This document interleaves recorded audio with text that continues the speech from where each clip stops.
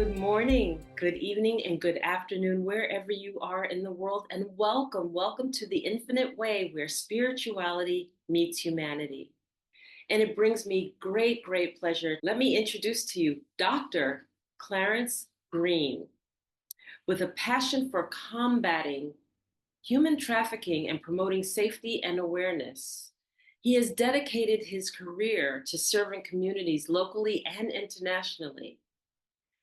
His journey began at the Foundation for Men Awareness, Inc. in Atlanta, Georgia, where he immersed himself in training provided by esteemed federal government units, such as the Juvenile Justice Fund, Rescue and Restore, and the Counter Trafficking Unit, National Security of Trinidad and Tobago.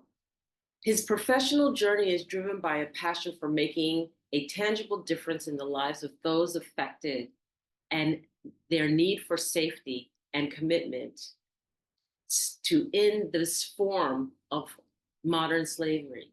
He is continuously seeking to expand his knowledge and skills in this field and aiming to contribute to more effective prevention, protection, and prosecution strategies. Welcome, Dr. Greene. How are you?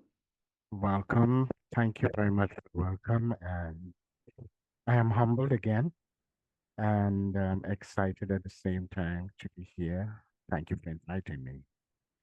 It's such a pleasure to have you here. And as an expert on safety, now I know like I cut down your Yeah. bio tremendously and I'll just let my audience know you should take the opportunity to read. I'll have the full bio in the description for this podcast. Knowing that you bring such expertise to safety all around, let's talk about just the categories of safety that people should be aware of in the first place. Because when we think of safety, each one of us has our own devices of what safety really means. So, would you share that with us? Oh, definitely. When you think about safety, the most common thought people think about is the criminal element where you um, dealing with a personal safety of yourself or your family or loved ones, which is crime, general crime. But there are so many areas even attached to that. When you're thinking about safety, it goes beyond um, just the family. You're talking about community as well. You're talking about areas of safety dealing with disasters. And within that disasters, you have so many layers of that. You're talking about weather, you're talking about storms, you're talking about earthquakes, so many natural disasters. And we've seen so much of that on national media and the devastation that has caused and how people get entrapped and put themselves in danger by not following certain procedures and stuff. You have the whole area of home safety, human trafficking. So there's a number of areas when you're talking about. That's why I umbrella everything under the cloak of safeguarding the family. And you put all the stuff. So depending on who I'm talking to and what I'm invited to, I address those issues of safety under the umbrella of safety, family. Because sometimes when you go out and you talk about the particular thing and you highlight that, people become more afraid of the subject matter, like in the whole area of human trafficking. It's like a turn Mhm. off and it's scary for people to find out actually what's happening. When you umbrella it under family safety, you get a better response. People are more susceptible to listen to what you have. So I understand that family safety is a big deal, but I want to talk about some of the things that are most obvious, and then we'll come back to family safety because I know that that's a very important part of how we live day to day. And a lot of people are in fear of their safety. I want to talk a little bit about human trafficking because it's been the topic of conversation over the past couple of years. Okay, with this the the exposure of certain peoples, okay, in terms of their participation in human trafficking. And I have to tell you that because I studied with indigenous grandmothers, one of my indigenous grandmothers, grandmother Isabel Mawasagi of the Ojibwe Nation, is constantly advocating for Indigenous women's safety because as Indigenous women, whether they're Native or African, we seem to be disappearing at a higher degree and a faster degree. And nobody's talking about it. And nobody's saying, hey, look at how many women are missing in a given month, in a given year. And we need to bring attention to this. Hence projects like the Red Dress Project to remind people, it's an art project to remind people, it's red dresses to remind people that trafficking is taking place and people are missing and loved ones are missing. So could you share a little bit about that? When you talk about the way it's being looked at in that indigenous group of people, it reminds me of when I was in Atlanta.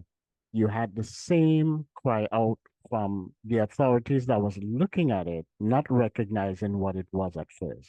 But people Mm-hmm. were disappearing, just like in that case you just explained. People were disappearing. A lot of women and young ladies were disappearing at an enormous, alarming rate in Atlanta, and nobody could not really identify exactly what it was. But it brought some anxious moments to women and even the authorities because they couldn't understand why they were disappearing, where they were going to, until I think under the leadership of Mayor Shirley Franklin, when she started doing some serious investigations into it, she Uh-huh. found out that it was human trafficking. So until somebody really begin to go a little deeper than just the surface. That's why, one of my subjects is always called Look Beneath the Surface. Look beneath the surface of what you're seeing because what you might be seeing might not be exactly what you think you see. So take a Mm-hmm. second look.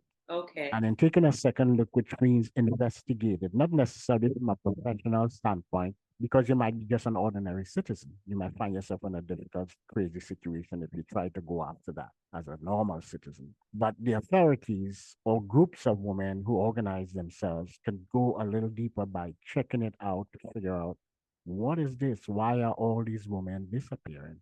And you most likely would come up with exactly what I just said. It's human trafficking. So, what can we do? What are the safety measures that women should be taking a look at, first and foremost, and children in terms of human trafficking? And men for that matter. I mean, there are men who are trafficked also. I'm sorry, I don't want to displace anybody, but what can Right. we do? Well, it's a number of things you can do, and I call them sometimes common sense methods. One, you have to recognize that what's happening in your city, in your community, is real. This is not a dream, Mm-hmm. because human trafficking is everywhere, and there is no group, whether you are indigenous or whether you are educated, whether you're red, yellow, black, or white, whether your economic status is you live on the right side of town, as they say it, or the left, the right zone, and has absolutely nothing to do with that. You are just a victim. I call it, in simple layman's term, the exploitation of the vulnerable. Mm. So any area that is vulnerable that you have in your life is subject to exploitation. That's a big word that has multifaceted meanings as far as what do you mean by exploitation? When I say exploitation, to an African, they're going to talk about slavery. To an American, to a person in a developed area, they may think about you exploiting me, which means I may be working for you and I'm worth this amount, but you're giving me that, or you're not giving me anything at all. That's Right. exploitation. So exploitation is a broad word, but depending on who's doing the exploitation, it becomes a totally different thing. So the layers of exploitation and vulnerability could be finances, Mm-hmm. could be education, Mm-hmm. could be a lack of security, like a home. It could be because I ran away from home as a young teenager and I find myself in a vulnerable situation where you could be a foreigner in a country, not having all the right documents. And because of that, somebody can exploit you. Right. You could be on a job and you may not have the right education. You can be exploited. So the whole exploitation thing is so broad, and because it's so broad, even within the labor movements, if there are not the right laws to protect workers, there's a layer for exploitation by big companies or Hmm. criminal elements finding loopholes through the agreements and laws of a particular country that you come in and you get a chance to exploit a country and the workers in that country. So what people have to do is to begin to educate yourself about what you're seeing happening in your life or in your community. Right. Families have to begin to talk about this. The community has to start to talk about it because it is real. Um, and there are protocols that you probably need to follow. In other words, you have to change the way you do things, and you have to be responsible, or co-responsibility now has to take place within the family on how we function to minimize, listen to the word I'm using, minimize the chances of you being exploited and placed in any one of these areas, where there's sexual exploitation, where there's labor exploitation. I'm calling them out because this is the different layers of exploitation that you see in human trafficking. So you have the sexual aspect, which most people know about. You have the labor, which is forced labor. You have the child marriage, which young girls are forced to marriage, and sometimes that goes into the area of some religious groups where young girls are forced to marry older men. Right. Um, and all of these things that you find, you have child labor, where instead of you going to school as a child, you are forced. Listen to, I'm using words that are very specific so that people can understand what human trafficking is about without me saying a whole lot about it. I'm going along with the questions, but I'm using certain words. And those words Right. are key. Forced, forced. So you have prostitution. All right, let's Hmm. say you have prostitution. You have prostitution, but prostitution, it could be something free will, that some woman or man makes up their mind. This is the lifestyle I want. This is the way I want to live. I'm going to make my money. Nobody's forcing them. But in the Right. area of human trafficking, everything is against your will. Right. So it's Okay. forced. So it's forced. You're forced into prostitution. You're forced to work in a factory, in a grocery against your will. Because the thing about it is that the exploitation part is where you actually are doing work, whether it's the sexual aspect or the labor aspect, but you have no returns. The compensation does not come to you. The compensation goes to the person who's exploiting you. So you're doing things called work, but you're forced to do it against your will, and you're not compensated for it. Somebody's getting compensation. So it's all about education yourself through means like what we're doing right now, and the family sitting down and understanding what is before us. And the way you deal with it is to change your lifestyle within your family. I'm going to talk about a couple of different things. First of all, I was born and raised in New York City. All Okay. right. So, born and raised in New York City, what you're talking about is just a factor of life, period. In other Exactly. words, as a young woman growing up in New York City, you had to have common sense things. And I realized that these common sense things aren't common sense for everyone. Okay. So, for example, I love to go to the movies by myself. Okay.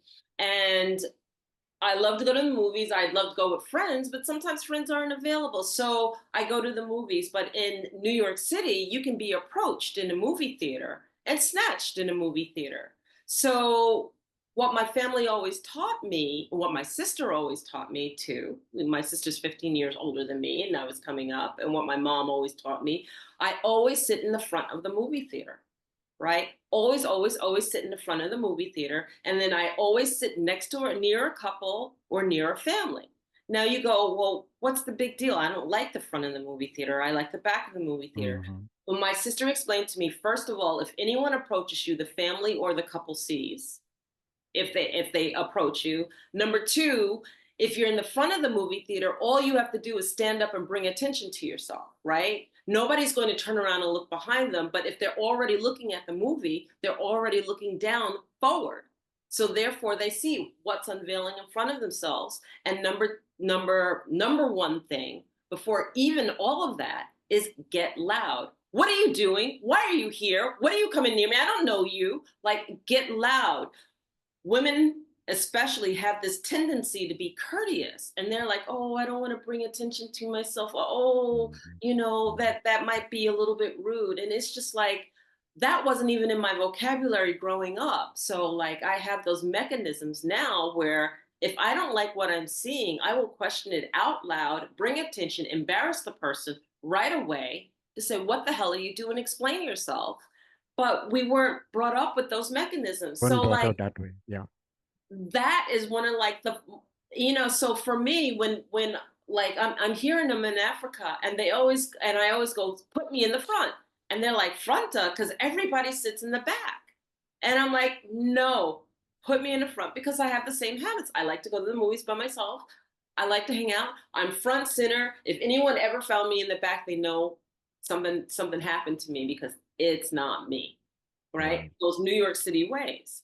I was also taught that when you're by yourself, if someone approaches you quietly, then you get loud and you bring attention to yourself, right? Then everybody's drawn to them. If they're approaching you quietly in the first place, they don't want to draw attention to themselves. They're trying to do it invisibly. So you need to Exactly. be that person to draw attention to yourselves. Exactly. But that if somebody approaches you loudly, then you get out of there, because that means they don't care about the attention that they're drawing. They're dangerous, and you need to get Exactly. out of there as quickly as possible. But again, these are things that, for me, growing up in the city, in New York City especially, that were common sense.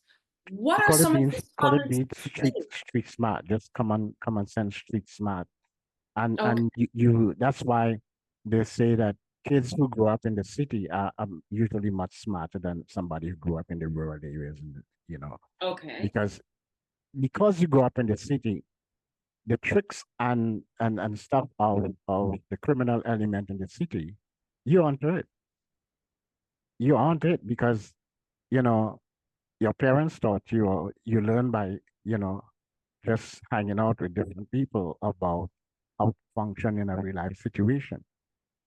Because it's important that people, it's not really difficult, but people, like you say, some people don't want to embarrass that person or whatever it is. Common, simple sense, things you can do to heighten your safety. And the things that you said just now there, that's so awesome. We used to do a class for kids in the schools in Georgia, and it was like, who's a stranger? Who is a stranger, really? Anyone you don't know. Right. And so the approach to a stranger, those are some of the things that we would tell people, those Hmm. kids. You don't Okay. know them, that's a stranger. And that your approach has to be different. Make noise, draw attention to the situation, run away from them, don't accept anything from them, sweets, whatever it is. If you caught and they have you, use your dead weight. In other words, if you're on the ground, you ever see people protesting in the streets with the police and all that, and the police Yeah. literally have to get about 3 or 4 men to move one person because they Yeah. drop dead. They drop all that weight. They're lying flat. They ain't going anywhere soon. And you Yep. have to use everything you can to move them. Right. And it's not really one man is going to be able to take them. So you That's find two police officers or three. So you use things like that. You scream, you kick, you do whatever you have to do. Nowadays, they have things like signs that we teach people to do things like that. To if you're caught in a situation and people, I hope people could see on the camera what I'm doing yeah. like that. That's one of the signs in the human trafficking world that you can show without saying a word so people can read it and see you need help. O- So there are Okay. silent signs that you can use because sometimes your mouth might be gagged or you can put your hands behind the back or something and just show it. Somebody might read what you're saying by that sign. I need help. This is Yeah. Growing up in New York City, people don't care. So you can't go around worrying about what people think of you.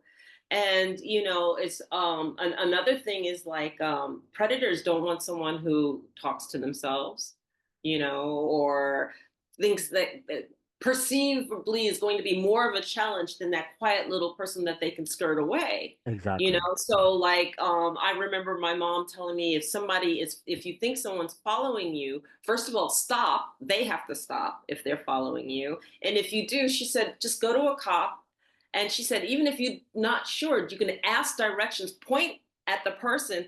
Even though you're asking directions, they think you're talking about them. Mm-hmm. And if Mm-hmm. you know, they've been identified, you know, or, you know, because sometimes the protectors aren't protectors. But if you ask like what's such and such direction, you're pointing in that way, or you're pointing that way, and you're pointing different ways, and you're pointing at the person, that's another way to do it. I remember being followed in Harlem one time, and it was a group of kids. It was a group of boys. It was like two or three boys, and I knew that they were more robbers than anything else. I didn't feel threatened in the respect of but what I did started doing is I started talking out loud to myself.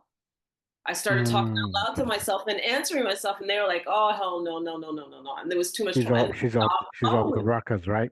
She's off the rockers, and you can't be afraid. Like I had this conversation with myself while I was angry with myself. The influx of my voice, and they were like, "Oh no, she's off the rockers. We don't want to be bothered with that," you know. Right. But I mean, those things help. Because if Let me. nothing else, I brought attention to myself. If nothing else, you know, if they were tracking me for that purpose, you know, it was already Yeah. Yeah. killed because I started talking to myself and I was bringing attention to myself, and then everybody's looking. Let me. Let me draw this. Let me draw this to you. Two Okay. scenarios. Um, you're driving at night. Mm-hmm. You're alone. Yes. You might be going from state to state or wherever it is late in the night. A couple of things you have to be sensitive about as a person, a woman. You keep your windows up and your doors locked at Yep. all times. That's just simple basic stuff, right? You're approaching a traffic light. It's in a really deserted kind of area. You see it turns red a little way before you get there. You start slowing down and timing that traffic light. You're keeping that car moving. You're not stopping. And you want that car to not stop at all so that Okay. when you get to the light, it's on green. So you're Okay. timing it because sitting at that traffic light late at night can be dangerous. Yes. Or Or if you're you, like me, I'd run it. right, or you approach the traffic light at a speed where you can see everything that's happening around you, not to get into an accident, and move through the traffic Yes. because it's a dangerous, you feel unsafe. That is one that those are things that you can do. Um, I walked into school. This is for parents. I usually tell parents don't love your children to death. Mm-hmm. There's a term we use, right? I love you to death. Yeah. Don't love them to death because it sounds nice, but here's this. I walk into a school to do a program, and we are there identifying who we are, talking to the people, the head, the principal of the school, and all that stuff. And a parent walks up and says, "I haven't seen my child. She's not at home." So I came to the school to see if she's still at school because she should be home by now. And the principal says, "What's your child name?" So she gives the name. What is the child wearing? Because in the American system, children are not necessarily in a uniform like in the Caribbean. You're That's wearing your right. jeans to school, Or you're an wearing a top, African. you're wearing anything. You need to put on African gaps today, you put it on, have bandana, whatever it is. So she cannot describe what the child left home with because most parents are leaving home before the children or they're dropping them off at the bus stop where the rest of the kids are gathered or they're walking down there by themselves. You don't know what that child had on. You're not paying attention to that. Right. You cannot give a description of what the child had on. Had they had on a uniform, the school uniform, of course, but she can't tell. So the principal is saying, well, what am I going to tell the police to describe your child? Mhm. Are we, this is a ghost we're talking about because Yeah. I have nothing to tell them.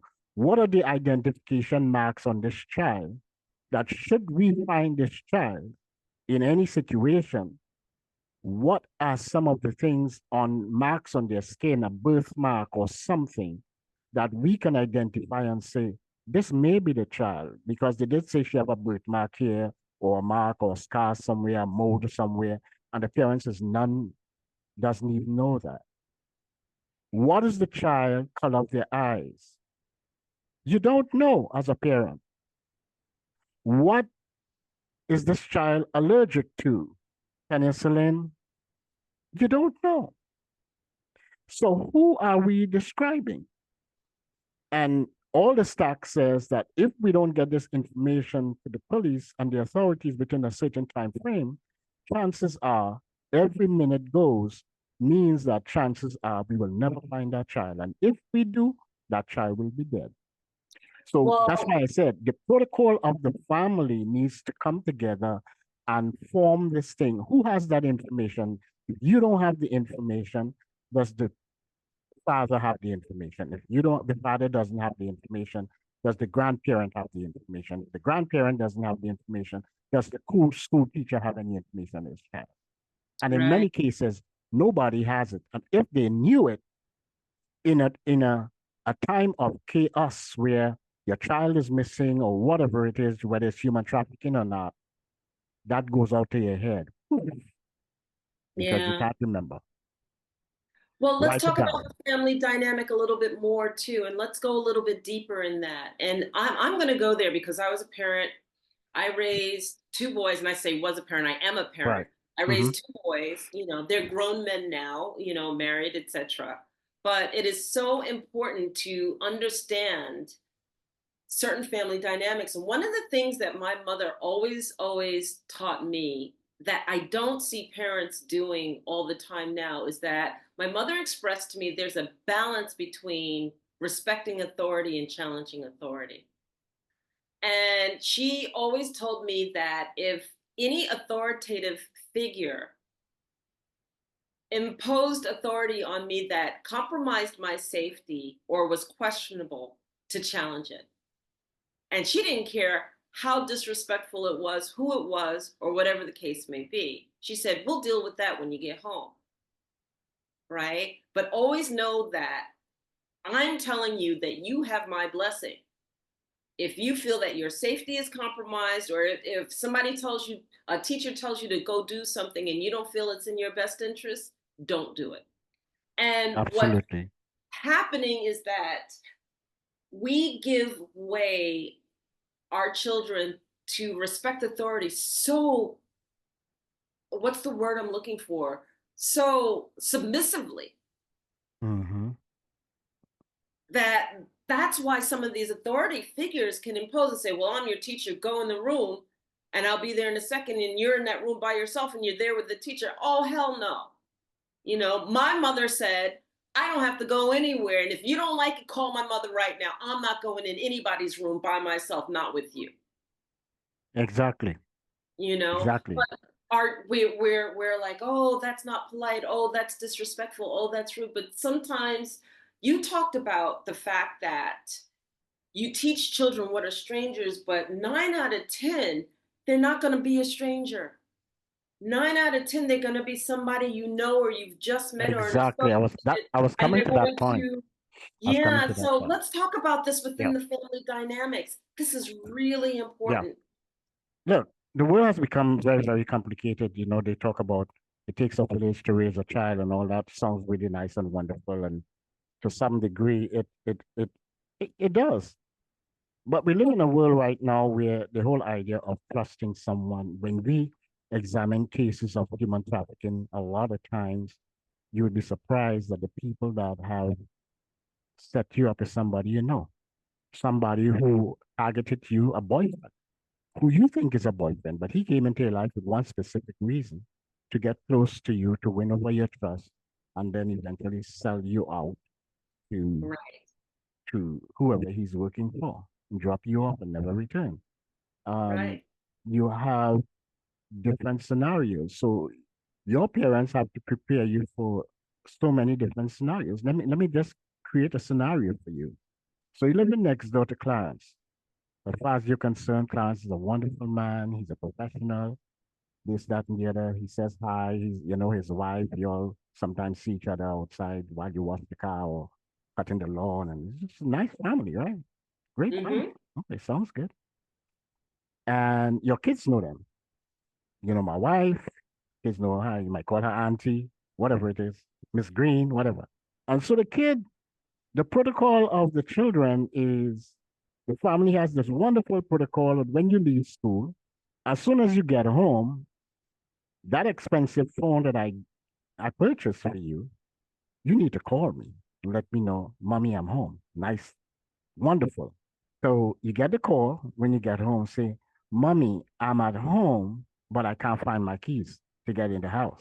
So mommy says, okay, go and knock on Mrs. Greenhouse, ring the bell. We know them, they're not no strangers. And stay there until I get there. Only to find out you really didn't know Mr. Green. Because Yeah. now your child is over at Mr. Green, nice little teenager, now start to develop. And Mr. Green with his little, now checking out your little daughter. It happens to girls, it happens to boys.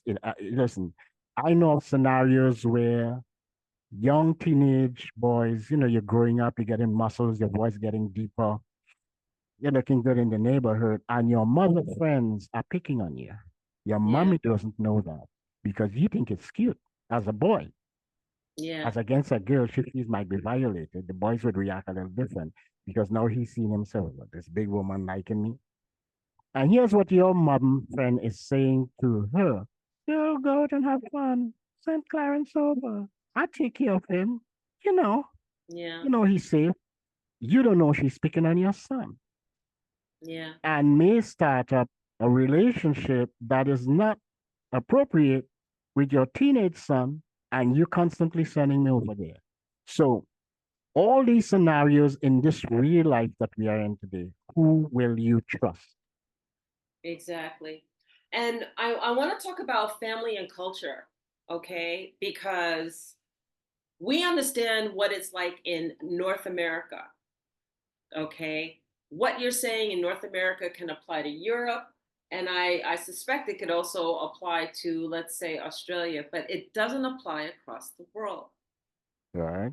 And so, like here in Africa, there are things that they do here I would absolutely never, never do with my children there. And so it's different, and the adjustment needs to be made, or you have to just be very open and plain and say, we don't do that here. You've crossed cultural lines. Mm-hmm. And so let me say like this, for example, this whole thing, we in America are like, we know that our young ladies after a certain stage shouldn't be sitting on anybody's lap, shouldn't be sitting Hello. on uncle's lap, shouldn't be sitting on, oh, that's cute, oh, let me, none of that. Get dressed, get your, self together. You don't come out in your pajamas. You don't come out until you're fully dressed and you carry yourself like a lady. Sit down. And I'm going to just be frank. Sit down, close your legs, and act like a lady. I mean, we're getting less and less of that. But when I came up old school, that's what you were told as a child. Mm-hmm. Mm-hmm. Period. Mm-hmm. It's Yeah. like you're too old to do that. You don't Right. you don't do that. Sit down, act like you can't come out undressed like that. Mm-hmm. Are you crazy? Go put some clothes on, Exactly. you Different know? cultures, different cultures. Different cultures. And then I notice here that it's just like they don't do that. They don't do that. And it's just because the family unit's so close and the brothers and sisters are sometimes they're in poverty, so they grow up together. Right. They don't have that. They don't have that distinction of, okay, this is a young lady now. You can no Right. longer behave Right. like that, or you can't be in the same room, or you need to Mm-hmm. privacy, or blah, blah, blah, blah, blah. And, when you cross cultures and you have those means and you don't see what the problem is, you have to be aware. You Yeah, have to be aware, or you have to establish the boundary. Maybe in your culture you do that, but here we do not. exactly. Let me give you a scenario. I'll be very, very open with this one. And this was innocent. As a father, I had a beautiful daughter. She was about 5 years old, between 5 and 7. She loved her dad, and I loved her. So it is normal for a dad. in this part of the world. My daughter came up on my lap, and I'm shaking her, and we're having fun. And to me, it was normal as a young man. I was 21 or 23 at the time. Mm-hmm. So happened that my mother was spending the weekend with us. And my daughter and I, we are there and I'm, playing with her and she's sitting on my lap. Now she's sitting on my lap, not on the lower part of my leg. She's sitting right up on me. Mm-hmm. And my mother said to me, put that child down. And I looked at my mother like, why are you saying this to me? This is my daughter. So when I eventually got a chance, she said to me, let me talk to you. She said, I want you to take this with a lot of wisdom I'm giving you here right now. First thing, always remember, whether it's your daughter, you are a man. That's a female. And you, as a man, men get aroused a lot. And you don't know the reaction of that child sitting on you. Don't do it. If she has to sit on you, let her sit lower down on your knee area, towards your knee area. Don't ever let your daughter sit up on you like that. I don't care how old she is. I never forgot it. And I never did it again because I was totally unaware that that was inappropriate. Because we, there's something called boundaries Exactly. that we cross boundaries either innocently or things happen innocently that you don't even realize that you just crossed into a boundary that causes certain things. So, second scenario, Right. father broke up with mother, got three girls, the biggest one. Mom is gone, left those children with dad. It happens every day, right? Yes, it does. So the Yes, it oldest child decides, well, I'm going to have to start doing what mommy used to do, which is cook, clean, wash daddy clothes, do all of that, take care of my children. She's sweeping, she's cleaning, she's doing. And a psychologist I was having a debate on this with, he said, here's what's happening. The younger is now taking up the role of his wife. Yes. Now it's innocent, but what is being transferred, man, this thing blew my mind. What is Exactly. possibly being transferred in some father's mind, in some men's mind? The role play of his daughter is now being seen as his wife. Life. And so what happens because that boundary has been crossed innocently, there is a possibility of incest Yes. begin to play out. Yes. And the same thing happens when you bring a woman in your house to take care of the husband. That's why so many affairs begin between the maid and the And the husband, yes. because the transfer of the admiration and all that, she's taking care of his kids, she's taking care of their homework, he's washing their clothes, he's taking care of him. You in and out being busy in your business. Sometimes that is transferred to the next person and abandon begins to take place. Yes. And in some cases, inappropriate relationships begin. So all of these things we have to take Exactly. into consideration. And the other part of that too is what is being transferred to the child. What you're telling that child, I need to be like mommy was, so this is what mommy did, so it can't be Exactly. wrong because this is what mommy did, and this Learned is how the behavior. child up. Learned behavior. She learned it from mommy. And so Absolutely. she feels that she has to fill that role. And next thing you know, dad is approaching this child to have the same kind of relationships that he was having with her mother. It happens in a lot of families. So these dynamics are imperative in the respect that even coming up within your family unit, the safety factor, like in the United States, under the orphanage system, a boy has to have his own room and a girl has to have Exactly. her own room, right? Exactly. There is no crossing. There is boy and girl sharing a room is an absolute no-no, right? No, Now no. we understand that in certain cultures you can't afford it and the kids stay all in the same room. But like if you look at the Middle Eastern culture, you do not touch a woman. If she is not your wife, if she is not part of your family unit, your hands do not go on that person because they have clear cut Hmm. boundaries embedded in their traditions that say, you don't touch my family unit, None whatsoever. I don't care who you are, Yep. right?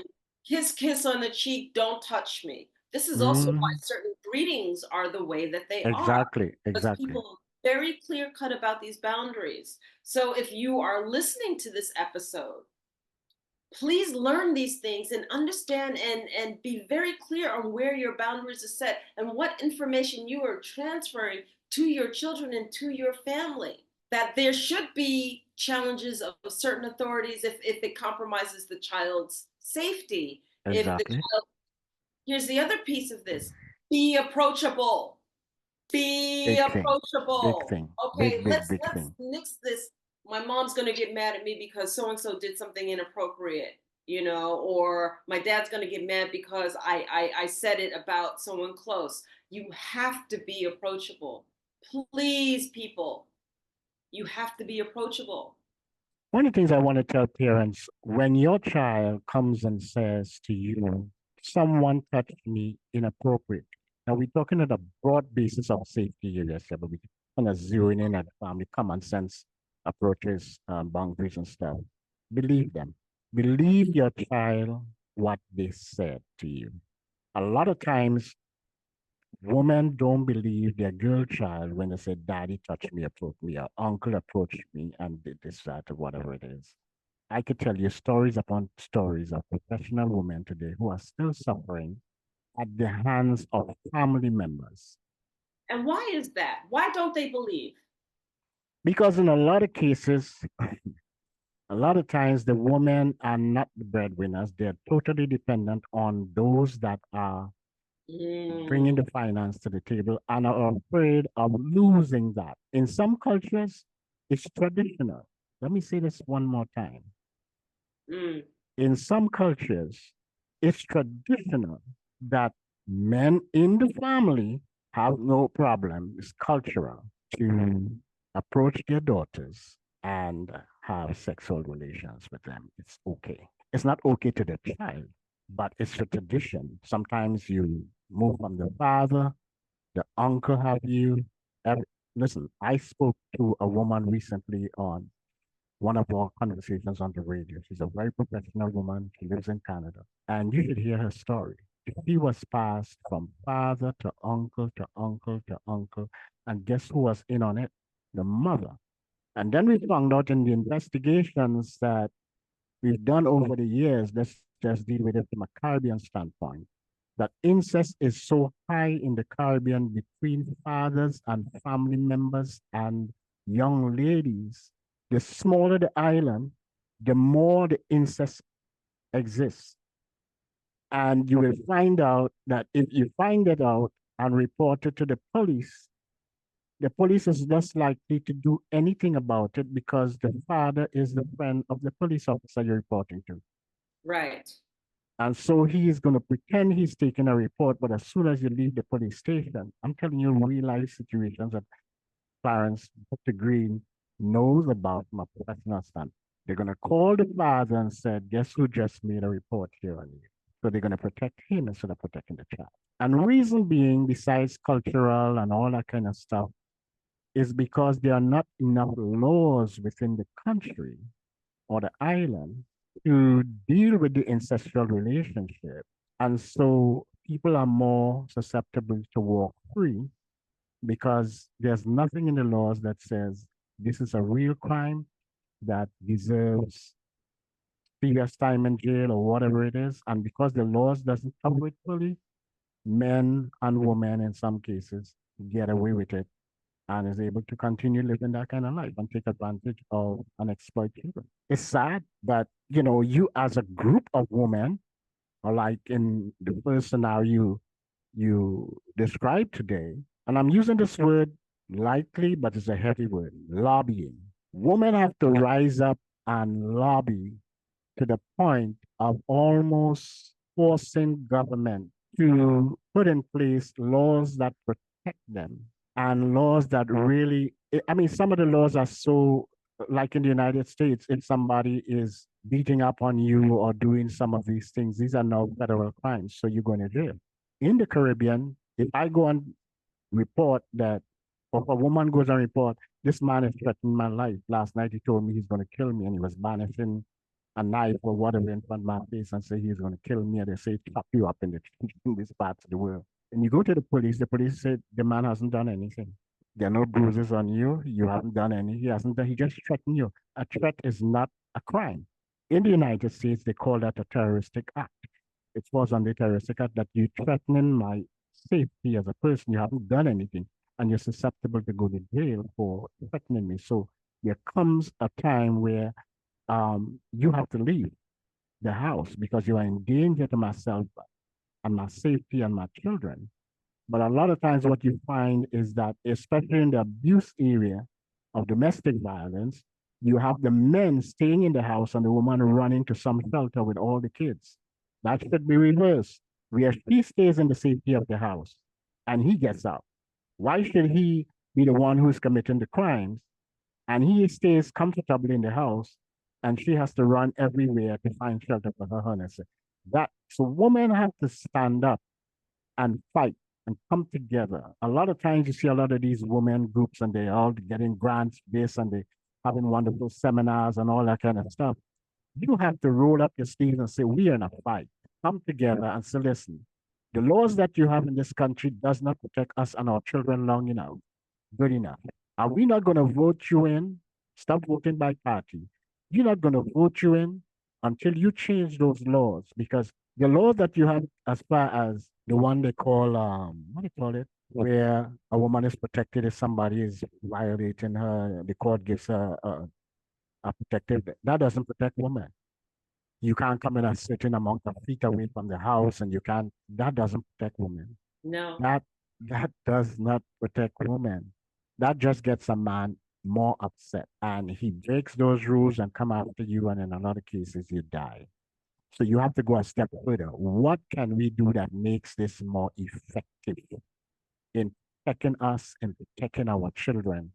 You have to come up with a plan as a group of women that maximize on that protection. Men should, let me put it like this. Anyone that is committing these type of crimes should go to jail, period. You put your hands on a woman, you exploit a child, and you should be put away for a long, long, long time. Not no slap on the wrist thing, because, you know, it's just unfortunate to see what young women are going through. Their lives are destroyed.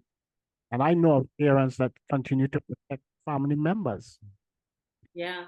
and that's not Yeah. right. You should be So held liable as well. I want to talk about how powerful what you're saying is because they actually did that in Kenya. In Kenya, there are all women villages where men are not allowed.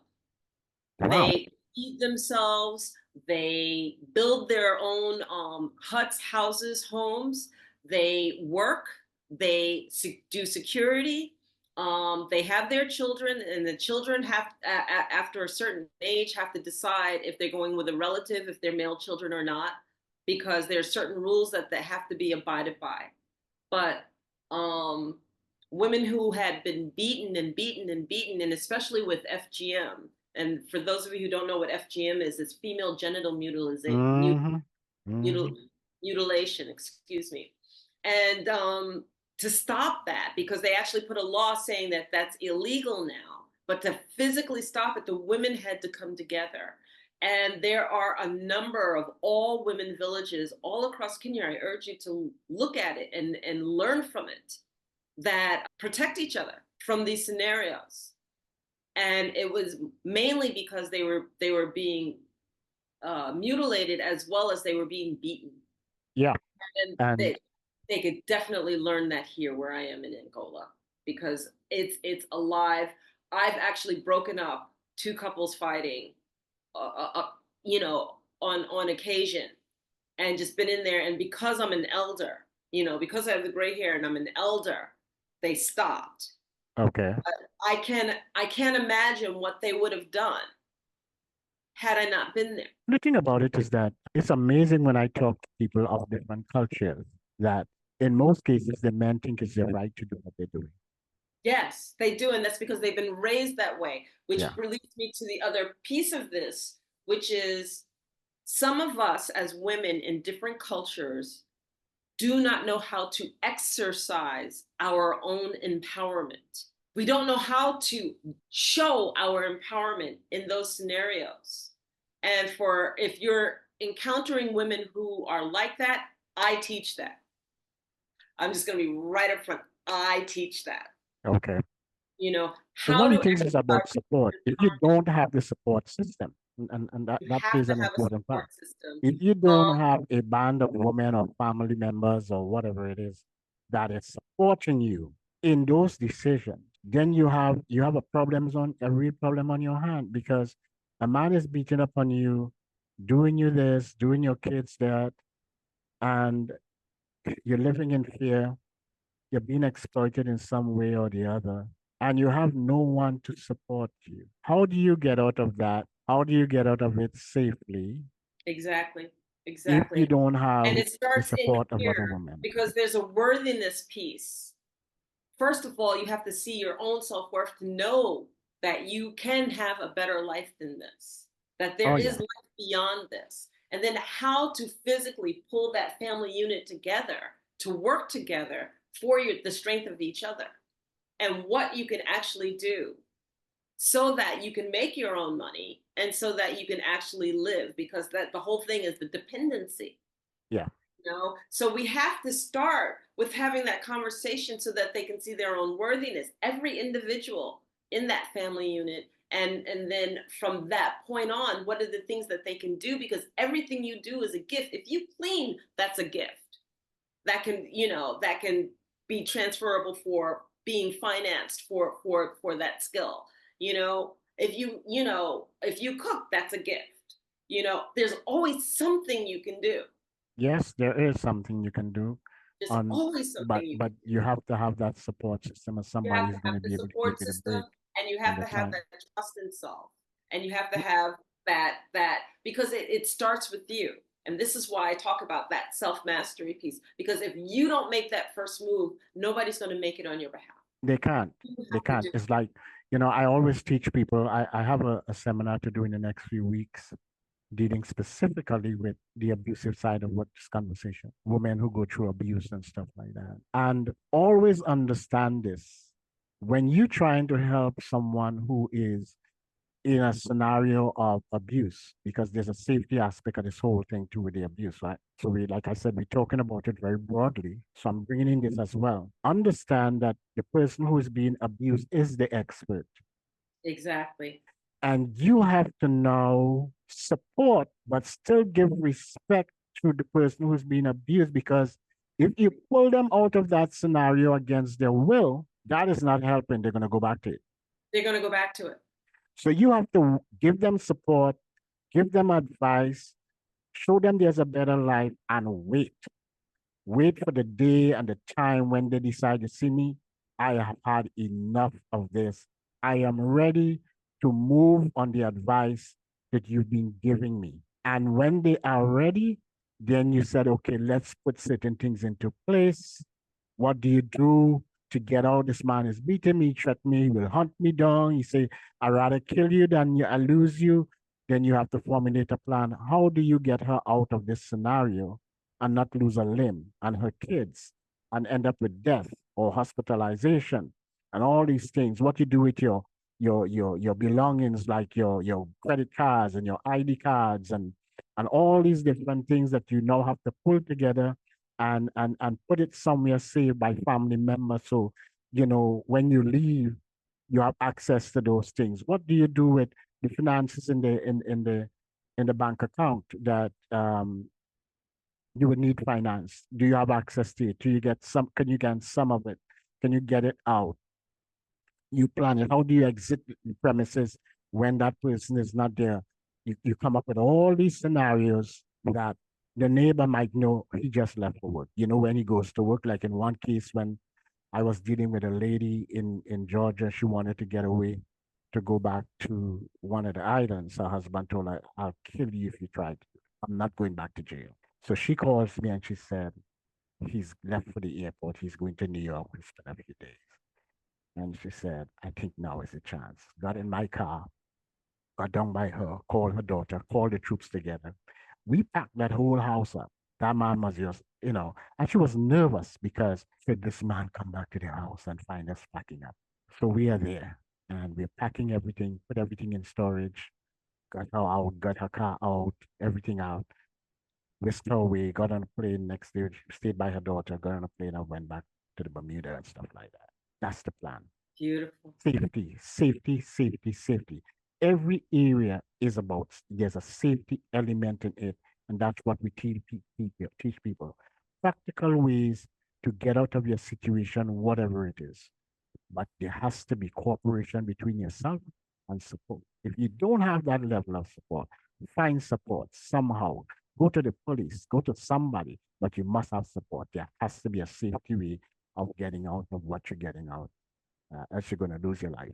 You know, on that note, we're past an hour, and That's okay. I could we could keep talking on and on and on and on. And I always, it's an open door to invite you back Oh because well, you bring a whenever plethora you're ready, I'm of delighted to share. I love sharing, so yes. I'm delighted to share. Yeah. So, would you share if anyone wanted to connect with you or contact you and to further this conversation, how they can reach out to you? Well, I'm open for seminars, conferences globally or virtually. And so the easiest way to contact me, I can give you my number. You can call me at 1-868-397-5961. That's my local number here in Trinidad. So if you want to get me from internationally speaking, you call me on WhatsApp because it has a WhatsApp element to it. So 1-868-397-5961. WhatsApp me, or you can email me at afridu@gmail.com. Let me spell that for you. afridu@gmail.com. And I'll answer you and let me know what you want, what service you want me to do for you. And I'll be glad to do it and we set up something. Beautiful, beautiful. And for those of you who are interested in self mastery, I teach a self mastery class, and you can find out more about Empower, Achieve, Succeed through self mastery. Um, and you can just go to my website at www.enolia.live and explore those classes, train yourself, know your worth, be safe, plan, communicate with your family. All of these aspects are absolutely essential for family safety and to navigate through this labyrinth of a world that we live in. So I'd like you to give us your last thoughts, Dr. Greene. Anything you want to share with the audience? In everything that you do, safety first. I don't care if it's buying a house or whatever it is. Safety plays a crucial part in your well-being. Safety first. Anything else could come out. Thank you so, so much for being with us, Dr. Clarence Greene. Thank you. You are so welcome. My pleasure. And if you like what you heard, please like us here on the Infinite Way podcast. My name is Dr. Enolia, and it has been a pleasure to have this conversation with you. Thank you again. And we will have Dr. Clarence Greene on again, sharing his expertise in other areas. And so this has been another episode of The Infinite Way, where spirituality meets humanity. Like us, subscribe to us, and we'll see you for the next episode. Thank you.